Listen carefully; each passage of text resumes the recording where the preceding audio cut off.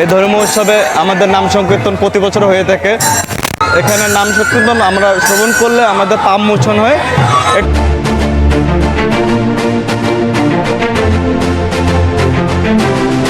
নীলফামারীর ডোমার উপজেলার হরিণছড়া ইউনিয়নের হংসরাজ কালীতলা মন্দির প্রাঙ্গণে আয়োজিত নামযজ্ঞ অনুষ্ঠানে এসে এভাবেই নিজের অনুভূতি ব্যক্ত করলেন নামযজ্ঞ অনুষ্ঠানে আগত ভক্ত খোকন রায়। হংসরাজ মন্দির কমিটির উদ্যোগে আয়োজিত নামযজ্ঞ অনুষ্ঠানে অসংখ্য ভক্ত শ্রোতার আগমনে মুখরিত হয়ে ওঠে মন্দির প্রাঙ্গণ।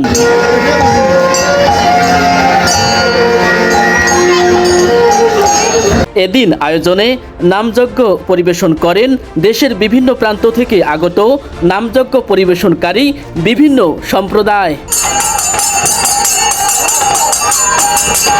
আমি সর্বপ্রথমে ধন্যবাদ জানাই অত্র কালীতলা মন্দিরের এই আয়োজক কমিটিকে, যাদের অক্লান্ত পরিশ্রমে আজকে এই মহাযজ্ঞনা অনুষ্ঠান অনুষ্ঠিত হচ্ছে। কলিযুগের একমাত্র উদ্ধারের পথ হরিনাম সংকীর্তন। যেই হরিনাম সংকীর্তন আজকে হাজার হাজার দর্শক শ্রবণ করতেছে। সর্বোপরি হংসরাজ কালীতলা মন্দিরে আয়োজিত নামযজ্ঞ অনুষ্ঠান পরিদর্শনে আসেন হরিণছড়া ইউনিয়ন পরিষদের চেয়ারম্যান মোহাম্মদ রাসেল রানা। এ সময় তিনি ভিলেজ টিভি 96-কে জানান, ধন্যবাদ ভিলেজ টিভি 96-কে।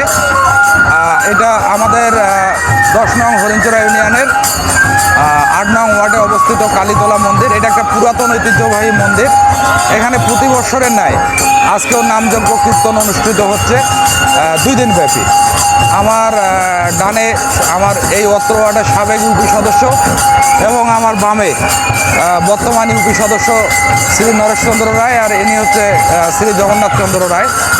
আসলে আমরা এই নামযজ্ঞ কীর্তন থেকে, এটা পুরাতন পরিকথা থেকেই এসেছে। এই নামযজ্ঞ কীর্তন থেকে আমি হরিণছড়া ইউনিয়নবাসীর কাছে দোয়া চাচ্ছি। আমি দোয়া করতেছি হরিণছড়া ইউনিয়নবাসীর জন্য, সকলের জন্য, তারা যেন সবাই সুস্থ থাকে, স্বাভাবিক থাকে। যার যে সমস্যা আছে সমাধানগুলো মহান সৃষ্টিকর্তা যেন সমাধান করে দেয়। সকলে ভালো থাকুক, সুস্থ থাকুক, এই আশাবাদ প্রত্যাশা রেখে শেষ করছি। আয়োজিত নামযজ্ঞ অনুষ্ঠান সম্পর্কে জানতে চাইলে 8 নং ওয়ার্ডের সদস্য বাবু নরেশচন্দ্র রায় ভিলেজ টিভি 96-কে জানান, আমি এইটাই বলতে চাচ্ছি, আমাদের কালীতলা হরি মন্দিরে প্রতি বছর অন্তর এই নাম কীর্তন হয়ে আসতেছে। এইটাকে খুবই ভালো লাগছে। তাই নাম কীর্তনের দিন কয়টা সবাই আমরা আনন্দ উপভোগ করি, সবাইকে সুস্বাস্থ্য কামনা করে আমাদের বক্তব্য এখানে শেষ করছি। হংসরাজ কালীতলা মন্দির প্রাঙ্গণে আয়োজিত নামযজ্ঞ অনুষ্ঠানের ধারা প্রতি বছর অব্যাহত থাকুক, এই প্রত্যাশাই আমাদের। Anwar Hossain, village TV 96।